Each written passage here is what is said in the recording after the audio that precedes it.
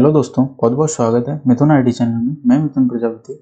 आज हम बात करेंगे मॉक टेस्ट 6 के बारे में डिस्कस करेंगे। तो स्टार्ट करते हैं। अगर आप इस चैनल में नए हैं प्लीज़ सब्सक्राइब करें, बेल आइकन पर क्लिक करें जिससे कि हमारी न्यू वीडियो की नोटिफिकेशन आपको मिलती रहे। Question number 1, in z x equal to 5, y equal to 10, a equal to 4, b equal to 2, z x plus plus minus minus y multiplication and b divide by a। यहाँ पे एक statement दिया हुआ है, इसको हमें सॉल्व करना है। तो क्या आउटपुट आएगा इसका?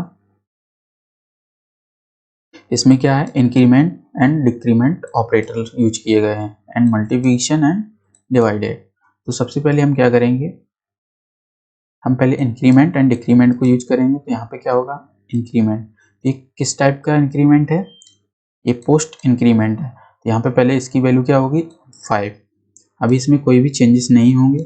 जो पोस्ट एंड प्री में अंतर क्या होता है, प्री मतलब पहले एंड पोस्ट मतलब बाद में। जब एग्जीक्यूशन हो जाए इसके बाद में इंक्रीज कराएगा वैल्यू। तो यहाँ पे x की वैल्यू क्या है, 5। फिर इसके बाद माइनस साइन, ये प्री डिक्रीमेंट है। तो यहाँ पे क्या होगा, पहले वैल्यू घट जाएगी। तो यहाँ पे क्या है, y की वैल्यू 10 है तो यहाँ पे 9 हो जाएगी। क्लियर?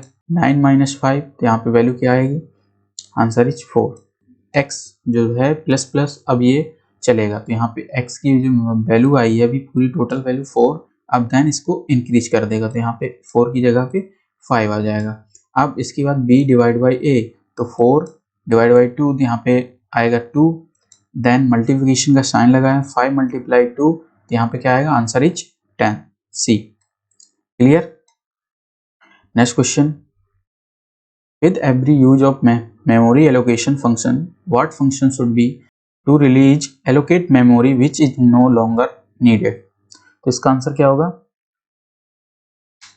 तो malloc एंड calloc फंक्शन होते हैं, उनके द्वारा एलोकेट की गई मेमोरी जो आगे काम नहीं आना है, तो उसके द्वारा हम हटाने पर हम किसका यूज करते हैं, फ्री फंक्शन का। तो यहाँ पे हम आंसर क्या होगा, answer is D, free function.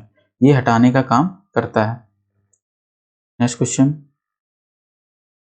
In where 3 2 2, ये इंडेक्सिंग है, इनकी जो वैल्यू दे रखी है यहाँ से इंडेक्सिंग, ये 3 डायमेंशन में दिया गया है। यहाँ पे 3 इंडेक्स के साथ 2 2 पेयर में, 3 पेयर में बनाने हैं 2 2 के। इसका आंसर क्या होगा, आंसर इज डी, 11 होगा। Clear? Next question, char pointer PTR char my string indexing A B C D E F G. तो ये इंडेक्सिंग दे रखी है, इसमें कितने डिजिट हैं, 1 2 3 4 5 6 7, 7 डिजिट हैं। इसके बाद पीटीआर माई स्ट्रिंग, माई स्ट्रिंग में जो वैल्यू है वो पीटीआर में आई एंड पीटीआर प्लस 5। तो यहाँ पे एक इंक्रीज करेगा, तो यहाँ पे कितनी टाइम चलेगा, तो यहाँ पे वैल्यू क्या होगी, 5 थी प्लस एक और हो गया, तो इसके बाद कितना आंसर है, यहाँ पे 6 हो जाएगी। तो जो वैल्यू चलेगी 1 2 3 4 5 6, तो यहाँ पे आंसर क्या आएगा, एफ जी। तो answer is A. Clear? Next question, suppose that is initialize as, मान लीजिए x निम्न तरीके से इनिशियलाइज किया गया, short int x, assume x is 16 bits is size. अगर हम 16 बिट्स की साइज लेते हैं x की, वह अधिकतम संख्या जो क्या होगी, जो प्रिंट 10 यहाँ पे x है का उपयोग कर प्रिंट की जा सकती है। तो यहाँ पे आंसर क्या होगा, जो शॉर्ट है, शॉर्ट इंटीजर है x, जो 16 बिट्स में होगा, तो उसका आंसर क्या होगा, यदि x की साइज 16 बिट होती है तो उसमें रेंज कितनी होगी, -3 2 7 6 8। क्लियर? से लेके 2 3 2 7 6 7, यहाँ पे जो -3 2 7 6 8 से लेके 3 2 7 6 7 तक होते हैं। तो यहाँ पे आंसर क्या होगा, answer is D, 3 2 7 6 7। Clear? When applied to variable, what does the unary AND operator yield? यदि यूनरी एंड ऑपरेटर को किसी वेरिएबल के साथ लगाया जाए तो क्या रिटर्न होगा? इसका आंसर क्या होगा? Answer is A, the variables address. यहाँ पे क्या होगा, यूनरी ऑपरेटर एंड को किसी वेरिएबल के साथ लगाया जाएगा तो उसमें उस वेरिएबल का मेमोरी एड्रेस रिटर्न करता है। तो यहाँ पे आंसर क्या होगा? Answer is the variable address. Clear? Next question, how is a variable access from the another file? इसका आंसर क्या होगा? Answer is A, we will the external specifier. External specifier की सहायता से एक वेरिएबल को दूसरे फाइल में एक्सेस किया जा सकता है। किसके द्वारा? External specifier. Clear? Next question, question number 8। यहाँ पे क्या है, प्रोग्राम दिया गया है, इसको हम सॉल्व करेंगे। Function int I, if I modulus operator 2 return 0 else return 1।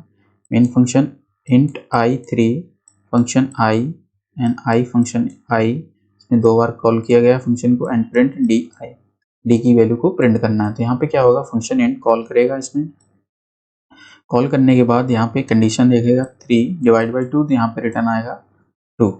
Clear? तो यहाँ पे आएगा 1, रिमाइंडर बचेगा 1।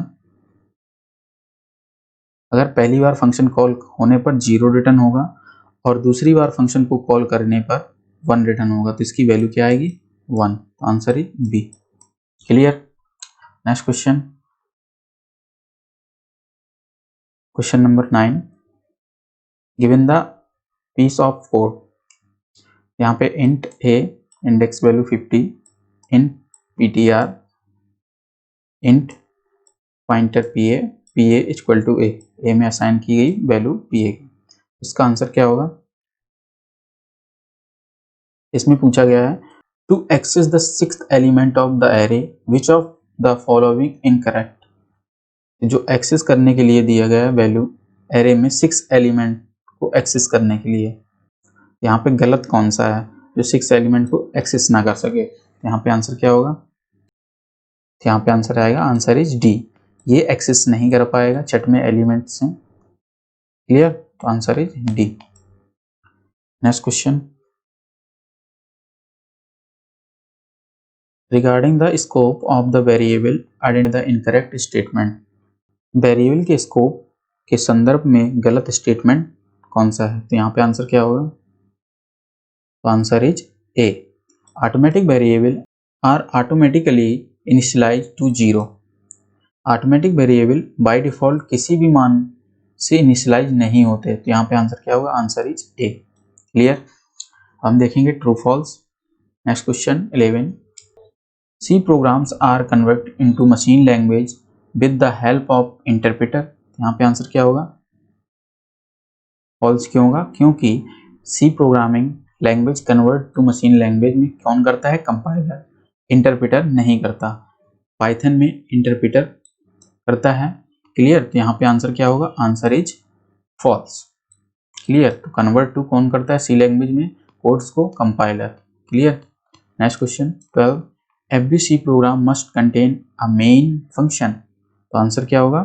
आंसर इज ट्रू, क्योंकि मेन फंक्शन के अलावा हम प्रोग्राम एग्जीक्यूट नहीं कर सकते, ये हमें फंक्शन लगाना ही पड़ता है। Question number 13। Put char is use only for single character input. यहाँ पे आंसर क्या होगा? Answer is false. फॉल्स क्यों? क्योंकि पुट कैर एक क्या है? आउटपुट फंक्शन है, ना कि इनपुट फंक्शन। क्लियर? तो आंसर क्या होगा? Answer is false. Next question 13। Calloc allocate a block of memory for array of element of a certain size। Kellogg function एक निश्चित आकार के एलिमेंट के एरे के लिए मेमोरी ब्लॉक का आवंटन करता है। यहाँ पे आंसर क्या होगा? Answer is true. क्या होगा? Answer is true. Next question 15। A print function statement can generate only one line of output। तो यहाँ पे आंसर क्या होगा? Answer is false. Most important question है। एक प्रिंट फंक्शन एक फंक्शन से एक से अधिक लाइनों का आउटपुट प्रिंट करता है या जनरेट करता है, तो यहाँ पे ना कि सिंगल लाइन। क्लियर? तो हम आंसर क्या होगा? Answer is false. Next question 16, a switch expression can be of any date type. एक स्विच एक्सप्रेशन किसी भी डेटा टाइप का हो सकता है, तो आंसर क्या होगा? Answer is false. हम स्विच केस, जो स्विच स्टेटमेंट होता है, उसमें हम फ्लोट वैल्यू को, फ्लोट डेटा टाइप को हम यूज नहीं कर सकते, इस वजह से इसका आंसर क्या होगा? Answer is false. सभी उसने पूछा था a switch expression can be any data type, any data type नहीं हो पाया क्योंकि फ्लोट, जो फ्लोट डेटा टाइप होता है वो स्विच एक्सप्रेशन, जो स्विच स्टेटमेंट होता है वो एक्सेस नहीं करता। Clear? Answer is false. Next question 17, while statement entry और एग्जिट कंट्रोल स्टेटमेंट है, तो आंसर क्या होगा? आंसर इज फॉल्स, क्योंकि व्हाइल केवल एंट्री कंट्रोल लूप है, यह लूप के एंटर करते ही समय कंडीशन को चेक करता है। क्लियर? तो यहाँ पे आंसर क्या होगा? Answer is false. व्हाइल किस टाइप का? ये कई बार एग्जाम में पूछा जा चुका है question.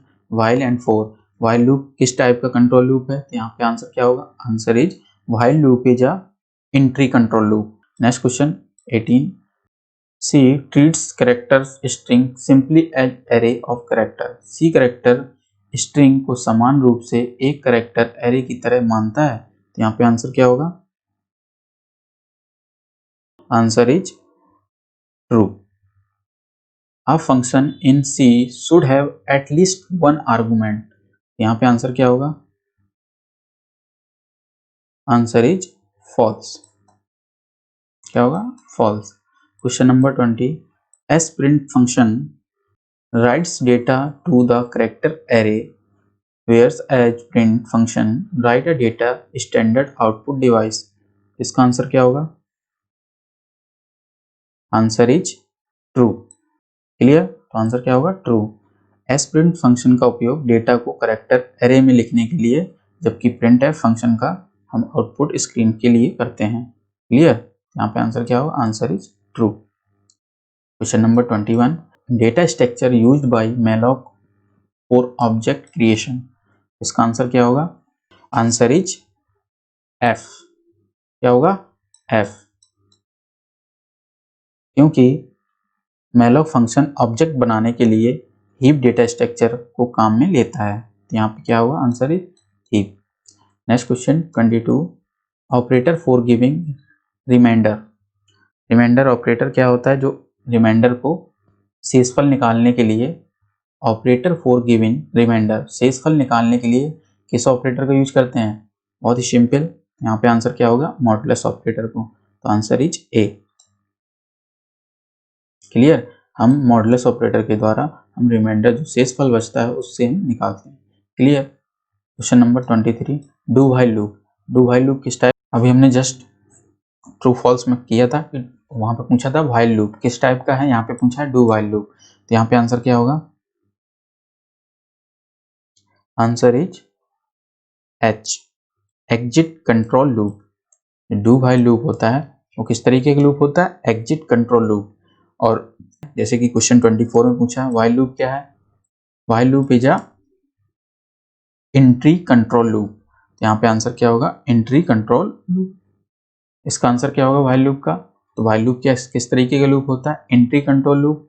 And do while loop क्या होता है? Exit control loop. Clear?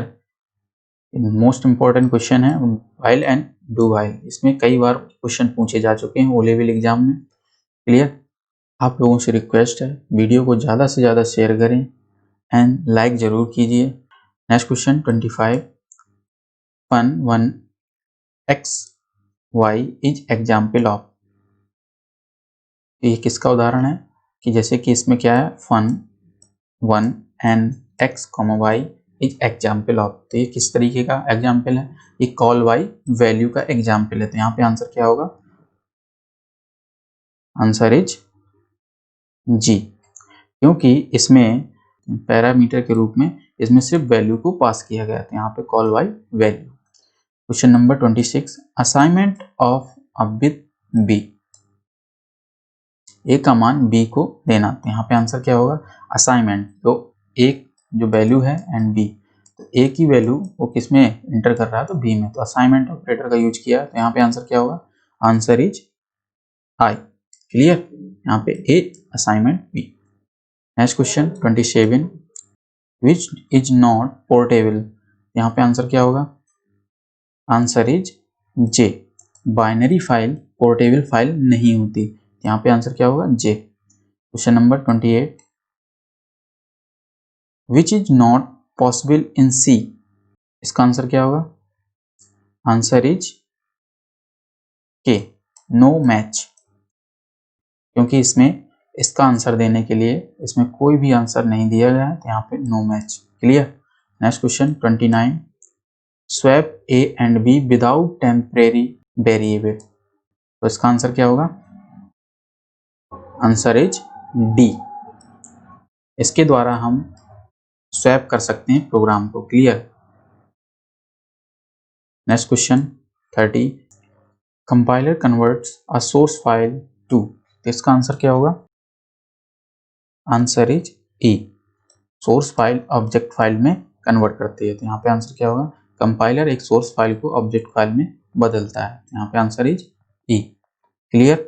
Next अब देखते हैं fill in the blanks. Question number 31, an external variable definition must not begin with storage class specify, तो इसका आंसर क्या होगा, answer is I, external.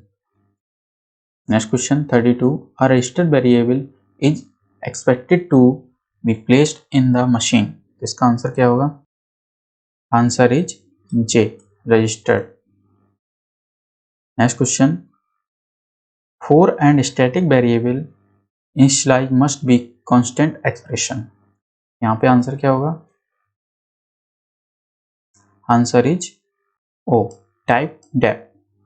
Type depth और स्टैटिक वेरिएबल में initialize हमेशा कांस्टेंट एक्सप्रेशन ही होनी चाहिए, तो यहाँ पे आंसर क्या होगा, आंसर इज ओ।